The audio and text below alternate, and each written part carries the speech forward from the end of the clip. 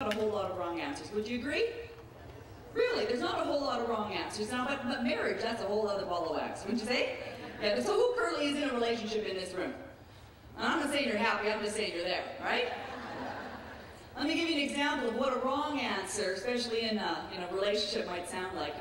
As a speaker, I travel an absolute ton and flying a lot of planes, and I was on a plane actually flying from Calgary off to Vancouver Island in Canada, and I sat down this particular day and I'm in the middle seat. I call it the sandwich seat, which I hate. Hate that middle seat.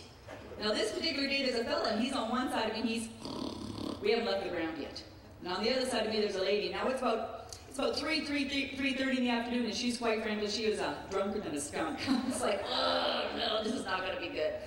But I noticed that she keeps chatting with two young girls on the other side of the aisle from her, and these two girls are wearing Okanagan cider t-shirts. Well, I live in the Okanagan Valley in British Columbia, and so I pipe up finally, I say, so y'all from the Okanagan? And she pipes up in her very Chicago accent. She goes, oh, honey, hell no, she says we all work for Playboy. Now, of course, this man beside me just wakes up.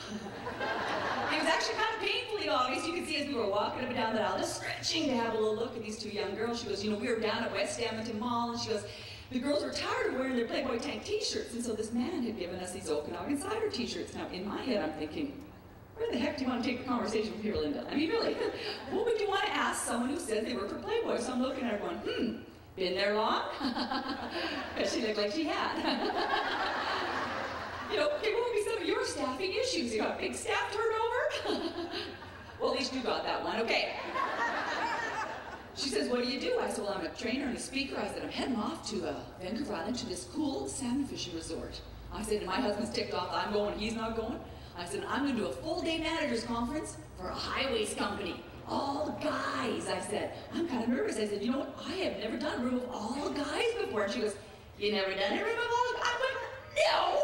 That's not what I meant. She goes, that is pretty cool. I said, let alone mucho macho guys, highways dudes, right? She says, that is pretty cool. She goes, I am part of the editorial team here at Playboy. She goes, I think I might want to do an article on you. I thought to myself, hold it here, Linda. Back in the 70s, you were a card-carrying, glorious time feminist, and I thought, oh, I'm going to Playboy. Because I'm not going to get there any other way. So we exchanged cards, had a couple of laughs, and off I went, right? Couldn't get to that hotel fast enough to call home to my husband, Kevin. I'm like, oh, Kevin, I said, I met this woman from Playboy. She's going to do an article on me. He goes, boy, that's great. He goes, I really want to be there for the photo shoot.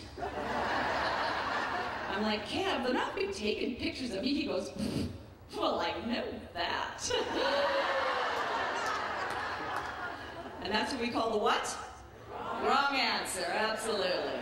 I want to say this thing. I don't care what session you take at this particular conference, if you get nothing else out of this gentleman in this room. Don't tell us the truth. We know the truth, right?